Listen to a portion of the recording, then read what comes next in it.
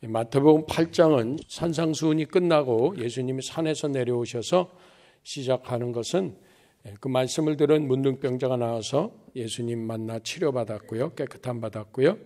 그리고 백부장이 와서 중풍병 걸린 하인 치료받게 했고요. 베드로는 구한 적도 없는데 장모가 열병을 앓았어요. 그래서 나병, 중풍, 그리고 열병 다 치료하셨어요. 그렇게 역사하는 걸 보고 한 서기관이 어디를 가시든지 나는 주님 따르겠습니다.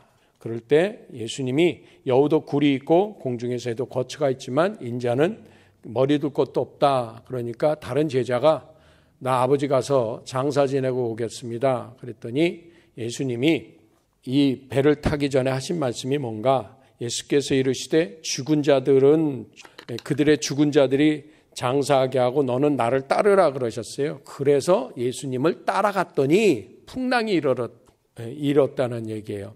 그러니까 오늘 깨닫는 게 뭐냐, 오늘 본문 말씀은 이러한 모든 사건을 보여주신 후에 한 서기관이 권세가 있는 자 같고 자기도 말씀 가르치는 사람인데요, 자기도 전문가예요, 율법에. 그런데 예수님의 가르침은 다른 거예요. 병든 자가 낫고 문둥병자가 낫고요, 귀신 들린 자가 쫓겨나고 막 다 하는 거예요. 그러니까 나는 어디를 가시든 따라가겠습니다 그랬더니 여우도 굴이 있고 공중에 나는 새도 거처가 있는데 나는 머리 둘 곳도 없다. 나를 따르면 이럴 것이다 라고 표현하셨어요. 그랬더니 제자가 나는 가서 아버지 장사하고 오겠습니다가 지금 아버지 돌아가셨으니까 가서 장례 치르고 올게요가 아니라 아버지 돌아가실 때까지 효도하다가 돌아가시면 그때나 오겠습니다. 무슨 얘기예요? 기약 없이 예수님 떠나고 싶다라는 얘기예요. 왜요? 머리 둘 곳도 없는 주님 쫓아다니고 싶지가 않은 거죠. 우리가 예수님을 그렇게 믿는다 그러면서 예수님께 집중하지 못하고요, 내 삶의 위기나 내 영광이 없을 것 같으면 예수님을 등질 수 있다는 거죠. 그때 그런 거 하지 말고 너는 나를 따르라. 그래서 제자가 따라왔어요. 배를 탔어요. 예수님도 같이 타셨어요. 근데 풍랑이 왔는데 예수님은 다른 성경 구절 보면 배에서 고물을 베고 주무셨다라는 얘기예요. 우리가 예수를 믿으면 이렇게 삶의 풍랑이 와도 사랑하시는 자에게 잠을 주시는도다 그랬으니 다윗처럼 잠을 깊이 단잠을 잘 수 있으면 좋겠는데, 다니엘처럼 단잠을 좀 잘 수 있으면 좋겠는데, 사자굴에 던져지는 위협을 알고도, 불에 던져지는 위협을 알고도 다니엘과 세 친구는 그 풍랑 가운데 잠잠할 수 있었거든요. 다윗도 그랬거든요. 그런데 대부분의 우리는 주님이 주무시고 계신, 나와 동행하고 있는 것을 내 마음속에 계신 주님을 알면서도 주님은 지금 평안하시거든요. 근데 우리는 피곤한 거예요. 너무 두렵고 떨리는 거예요. 예수님은 흔들어 깨웠어요. 깨웠더니 일어나셔가지고 바람을 꾸짖으셨어요. 태풍을 꾸짖으셨더니 잠잠해져서 파도가 치지 않았더라. 그런 얘기예요.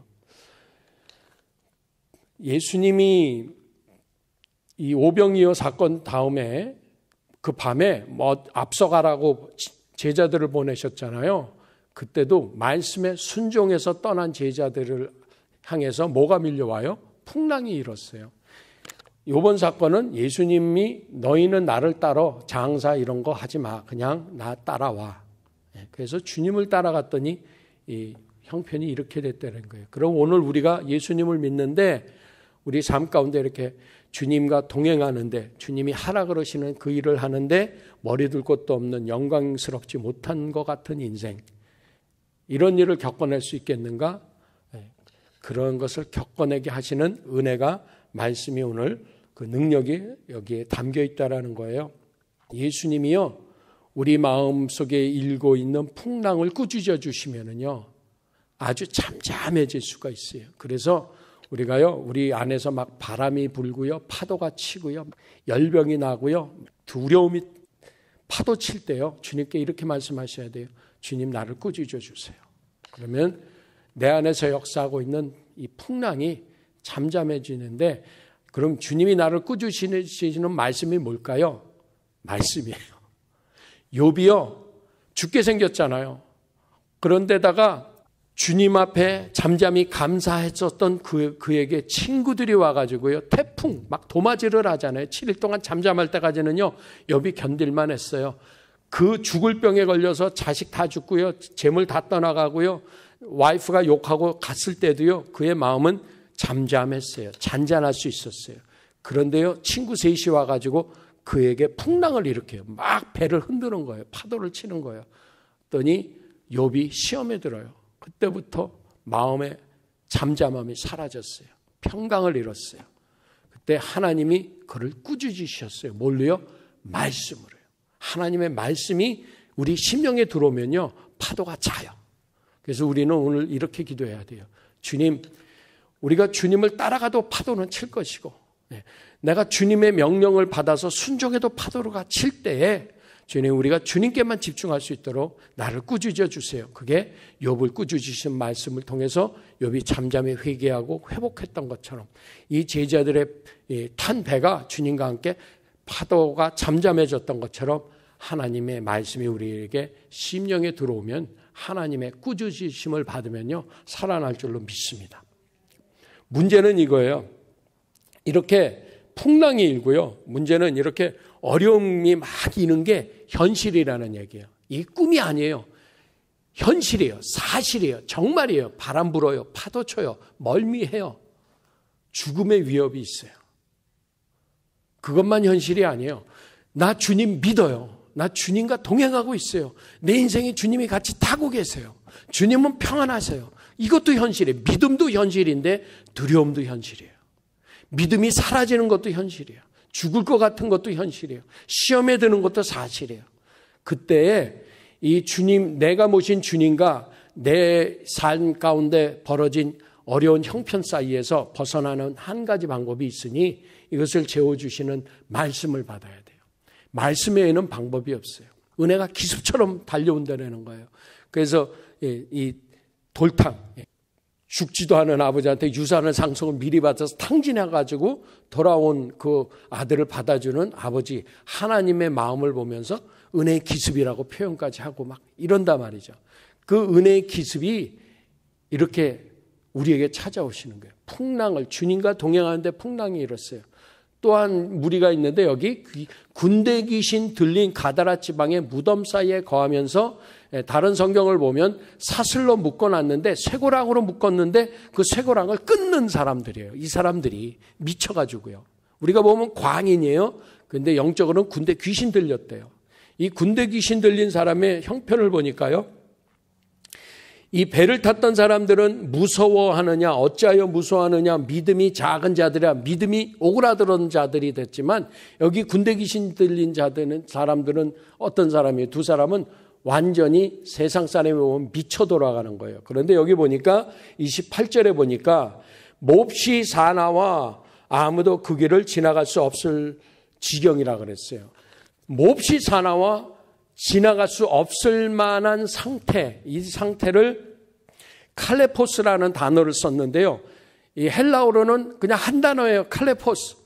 몹시 사나와 심히 사나와 지나갈 수 없을 만큼 어려운 상태가 칼레포스인데, 이 똑같은 단어가 이 디모데후서 3장에 가면은요, 말세에 고통하는 때가 이르리니, 거기서 고통하는 때라고 해석이 된 칼레포스랑 심히 사나와 지나갈 수 없을 만한 지경이랑 같은 단어예요.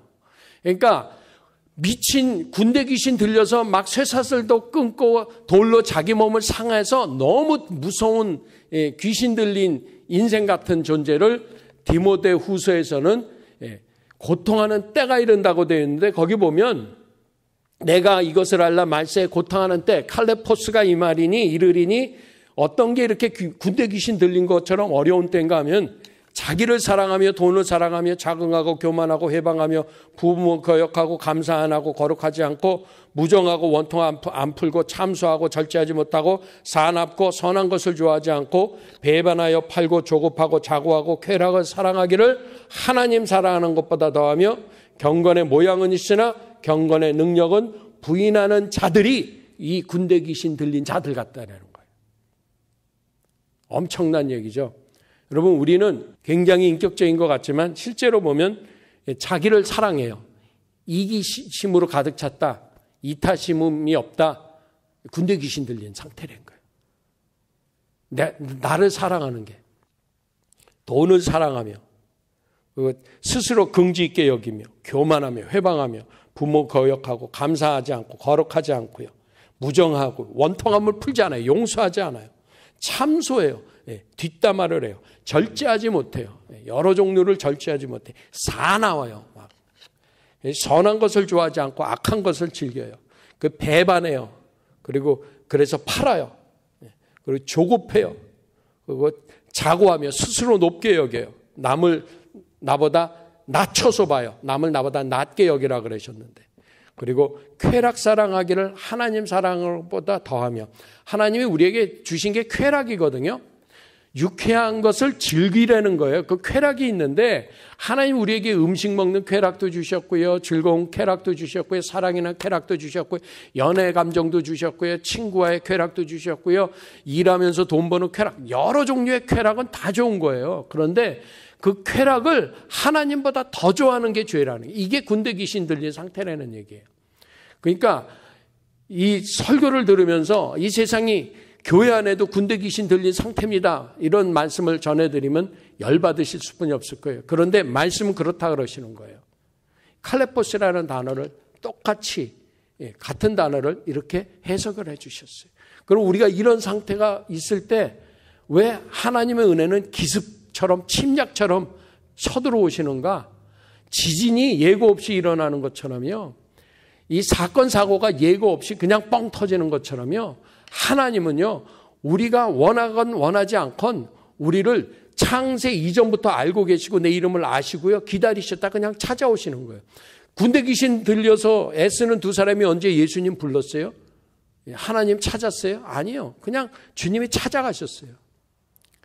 그래서 오늘 우리에게 찾아오시는 거예요. 그래서 귀신 들린 사람들의 문제가 뭐냐면, 교회 안에서도요, 환경에 집중한 인생은요, 이 설교가 괴로워요. 이런 설교 들으면 열받아요.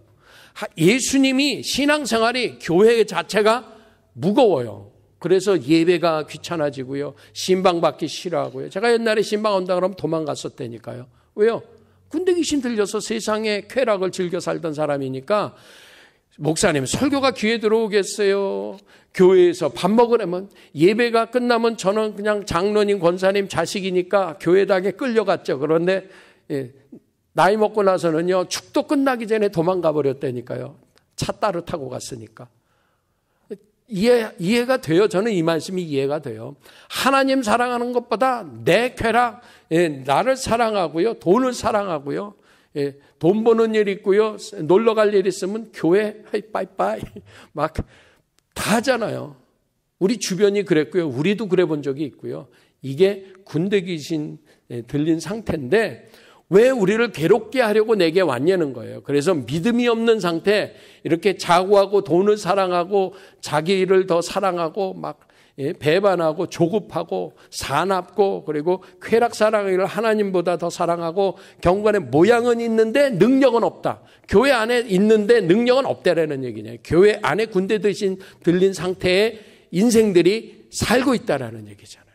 그래서 항상 배우나 마침내 선한 열매를 맺지 못하는 어리석은 여자와 같다라고 디모데후서 3장을 통해서 가르쳐 주시는 거예요. 그런데 그런 사람들이 어떤가? 항상 배우지만 진리가 내게 귀찮은 거예요. 예수님이 귀찮은 거예요.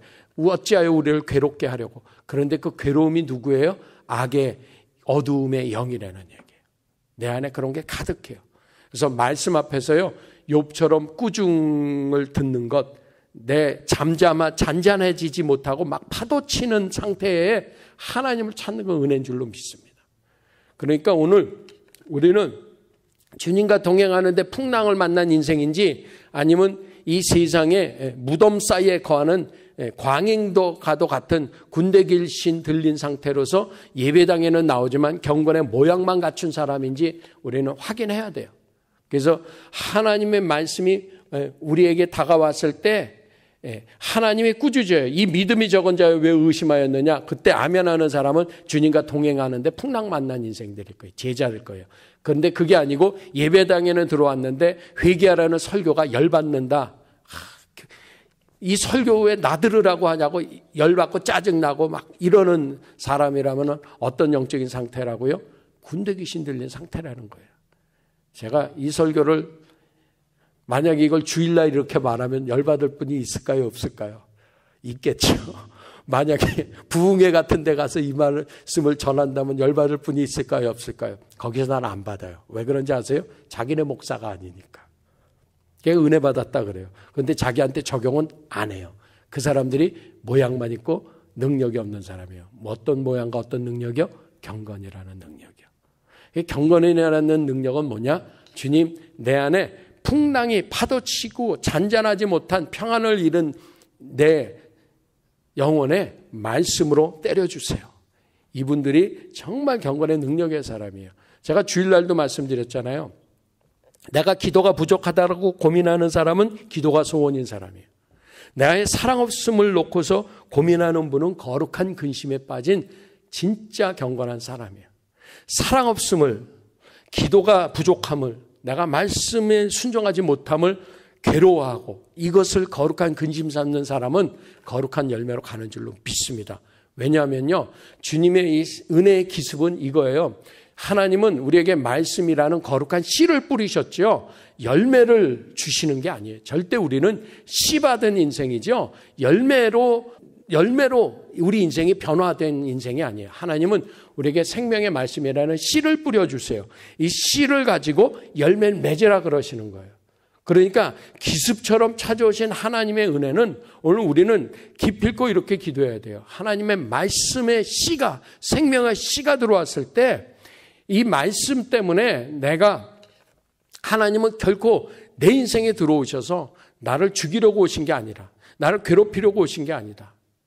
내가 지금 말씀이 괴롭고 말씀이 껄끄럽고 말씀이 내게 걸림돌이 된다라는 것은 내가 변화받아야 되는 어떤 문제가 있기 때문에 이 문제 앞에 나를 그냥 그래요 주님 나를 수술하세요 그러고 수술대에 누워버려야 돼요. 주님의 말씀 앞에 그냥 넘어져야 돼요. 욥처럼. 다윗처럼 회개해야 돼요. 그래서 오늘 우리 마음에 예배가 괴롭고 말씀이 괴롭고 말씀 듣는데 짜증이 나고 왜 11조 안 하는 사람한테 11조 설교하면 열받죠. 11조 할 믿음이 없는데 11조 얘기를 하니 그게 회개해야 되는데 그거 안 하는 거예요. 그래서 오늘 우리는 어떻게 기도해야 되느냐? 그것을 탓하는 게 아니라 먼저 문둥병자임을 깨닫고 주님 앞에 나오는 사람이 있게 하소서. 두 번째, 중풍병자처럼 이런 일에 열받아요. 경건의 모양만 있을 때 능력이 없어서 말씀에 열받고 교회가 귀찮고 예배가 시간 뺏기는 것 같고 모든 게 힘든 사람들은 영적 중풍병자잖아요. 그런 사람을 위해서 기도하는 백부장이 서게 해달라고 기도해야 돼요. 그리고 세 번째 우리가 필요한 거는 베드로처럼 주님과 동행함으로 말미암아 내가 주님과 동행하는 인생의 그 배에 풍랑이 일어서 힘들 때 그 제자들은요 말씀만 받으면 잔잔해지는 거예요. 그러니까 백부장의 믿음도 귀하고 칭찬받는 믿음이지만 그거보다 더 윗질의 믿음은 믿음이 흔들려서 잔잔하지 못해서 주님께 부르짖을 때 주님의 말씀에 책망을 받는 믿음이 더 큰 줄로 믿습니다. 왜냐하면 백부장은 평신도잖아요. 그러니까 잘한다 칭찬해 준 거예요. 그런데 누가 철든 사람이에요. 야단 맞을 줄 아는 사람이 철든 사람인 줄로 믿습니다. 그래서 저는 이렇게 기도해 주세요. 우리 교회는 들어오면은 말씀을 받으면은 영적 문둥병자임을 깨닫는 구원의 믿음을 주세요. 회개의 영을 주세요. 두 번째는 중보자의 마음을 주셔서 영적 중풍병자들을 탓하고 에이구 잘한다 누워 있어라 언제 일어날래 못 일어나는 사람한테 비판하고 판단하지 않고 대접받기를 원하는 대로 대접하라 이게 선지자의 율법이라 그러셨으니 누워있는 사람 교회에 나오지 못하는 사람을 위해서 예수님께 나와서 기도하는 거예요. 주님 저를 구원해 주세요. 저가 심히 괴로워 집에 누워있을 수뿐이 없습니다. 세상에 귀신 들린 자처럼 묶여 있습니다. 심히 사납습니다. 여기를 뚫고 진화할 만한 그런 마음이 없습니다. 주님 저에게 찾아가 주세요. 그 사슬을 끊어주세요.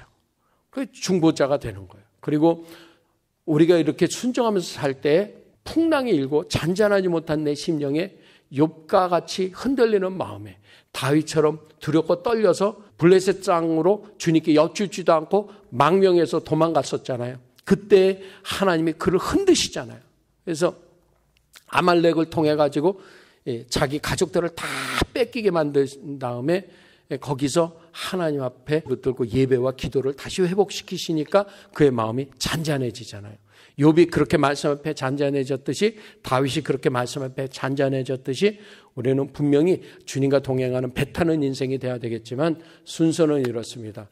하나님 우리 교회에 문둥병을 깨닫고 스스로 나와 회개 자복하는 은혜를 주셔서 세례를 베푸는 교회가 되게 해주시고 또 예배자가 된 사람들은 중풍병자 된 사람들을 위해서 들것에 싣고 나오는 내 친구가 된 팀워크를 하든지 팀사역을 하든지 혹은 중풍병자를 위해서 백부장처럼 나와 믿음으로 간구하는 중보자가 되게 해달라고. 세 번째는 더 나아가서 제자들처럼 배가 풍랑이 올 거 분명하지만 그래도 주님과 동행하고 흔들릴 때마다 주님의 말씀을 받게 해달라고 오늘 기도해 주시기 부탁을 드립니다. 우리 인생은 이렇게 풍랑이 이럴 수도 있고요. 우리 인생은 때로는 경건의 모양만 있고 예배는 드리는데 경건의 능력대로 살지 못해요. 원수를 살아가는 이론은 아는데 원수를 보면 열부터 받아요. 우리 인격의 수준이 그렇잖아요. 우리 연약함이 있잖아요. 그런데 하나님의 기습의 은혜는 뭐냐면은 하나님은 꺼져가는 심지를 부러끄지 않는다고 이사야서에 약속하셨어요. 그래서 우리가 슬그럽지 못한 처녀 다섯이 기름이 모자라서 꺼져갈 때 그때 기름 사러 가는 게 아니에요. 꺼져가는 심지 부러끄지 않는다 그러시는 신랑 예수님을 믿고 꺼져가는 심지가 있어도 그냥 개기는 거예요. 옆에 불 있는 기름이 충만한 사람 옆에 붙어 있게 하소서. 교회를 떠나면 안 돼요. 기다려야 돼요. 자기가 꺼져가도 하나님 부러끄지 않는다 그랬어요. 그리고 하나님은 상한 갈대를 꺾지 않는다 그랬어요. 이게 은혜의 기습이에요. 그 군병들이 예수님을 붙들어 가지고요. 못 받기 전에요. 예수님한테 가시면류관을 푹 그냥 여기가 찢어지게 씌운 다음에요. 갈대로 예수님 머리를 때렸어요. 그 아픈 거 아니잖아요. 갈대는. 그건 뭐예요? 모욕을 드렸어요. 그러고 나서 그 꺾어온 갈대를 왕의 홀이라 그래가지고 왕의 지팡이 삼아서 예수님 손에 들려드렸어요.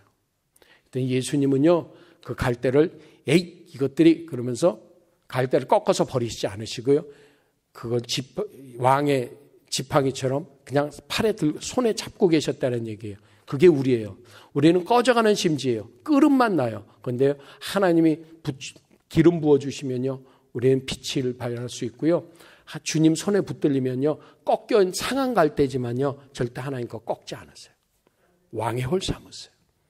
그래서 꼭 기억하세요. 주님이 우리에게 오실 때 나는 상한 갈대고 나는 꺼져가는 심지라는 것을 인정하는 믿음으로 나옴으로 하나님이 결코 우리에게 빛되라 소금 되라 하신 적이 없어요. 제가 한 몇 년 전에 이런 설교한 게 기억이 나요. 그 유명한 그 박안서 씨가 그 크리스찬이거든요. 그분이 글쟁이다 보니까 멋들어지게 쓴 글이 있어요. 뭐라고 썼느냐면요. 주님, 저에게 빛이 되라 소금 되라 하지 마시고 어두운 제 인생에 빛을 비춰주시고 맛없는 제 인생에 간을 맞춰주시면 제가 만나는 인생 살아보겠습니다. 빛을 비춰주시고 간 맞춰주세요. 하나님은 빛이 되라 소금 되라 하신 적이 없어요. 내가 너에게 빛이 되라 하신 적이 없어요. 너는 그냥 빛이고 너 자체가 소금이라 그러시는 거예요. 이 얘기는 뭐예요? 하나님께 복을 구하는 인생이 되지 말고 네가 복의 통로로 살라고 아브라함의 복을 말씀하시는 거거든요. 근데 우리는 그걸 모르고 자꾸 하나님께 복을 구해요. 우리는 예수 믿었으면 이미 복 받은 자예요. 나를 통해서요, 중풍병자가 일어날 수 있어요. 나를 통해서요, 하나님이 주무시고 계신 그 풍랑 일는 배에 타고만 있으면요, 그 주변의 사람들이 놀래요. 저 인생은 어떤 인생이기에 저렇게 풍랑 가운데 파손될 것 같은 배가 절대 파손되지 않고 오히려 그 풍랑이 잔잔해지고 말씀만 받는데도 어떻게 저 인생은 환경을 해결받은 적이 없는데 말씀 때문에 저렇게 평안해가지고 옆에 사람까지 놀래키는 인생이 될 수 있겠나. 우린 그냥 소금이에요. 우린 그냥 빛이에요. 그러니까 하나님 내게 빛대라 소금대라 하지 마세요. 이게 누구예요? 경건의 모양은 있으나 경건의 능력은 부인하는 자라는 얘기예요. 이렇게 세상과 타협하는 나더러 빛되고 소금대라 하지 마시고 내 인생에 간이나 맞춰주세요. 주여 내 문제만 해결해 주세요 하는 복음서에서 예수님을 만나되 아직 제자 되지 못하고 내 문제를 해결받는 정도의 수준이라면은 이제는 적어도 백부장의 수준, 이제는 적어도 풍랑을 만날 것을 알면서도 그 배에 함께 올라타고 보내심을 받는 제자의 수준까지 가기를 저는 정말 소원하거든요. 그래서 이렇게 기도해 주세요. 이 단에서 선포되어지는 이 자리가 예수님이 산상수훈에 산에 오르사 앉으셔서 입을 열어 가르치신 것처럼 최소유 목사가 늘 정식으로 성령 안에서 기름 부음을 받아서 하나님의 말씀을 입만 열면 선포하는 복음의 비밀을 담대히 증거할 수 있도록 말씀 담아주시라고 기도해 주세요. 특별히 이번에 선교지에 가서 이 우크라이나가 이게 학력이 조금 높잖아요. 러시아 쪽 사람들이. 그 가면은 요번에 한 40-50명 신학생들이 지금 금식하며 기도하며 열심히 모이고 있대요. 오늘 선교사님하고 통화했는데 요번에 성령님이 크게 역사하실 것 같다고. 지금 그 어느 때보다도 뜨겁고 새벽 기도가 막 뜨겁대요. 막 지금 요번 이 특강 이 한 주를 성령이 기름 부어달라고 그렇게 많이 기도하고 있대요. 이 일을 위해서 우크라이나만 그렇게 성령님이 역사하시면 되겠어요. 다시 한번 우리 교회에 이런 말씀의 역사를 위해서 주님 성령께서 말씀의 통로 삼아 주세요. 그래서 문둥병이 일어나고 백부장들이 일어나고 주님과 동행하는 배에 타는 자들이 될 수 있도록 주님 우리 교회를 사용하여 주시는데 그렇게 영광을 받으시기를 기도해 주시기 부탁드립니다.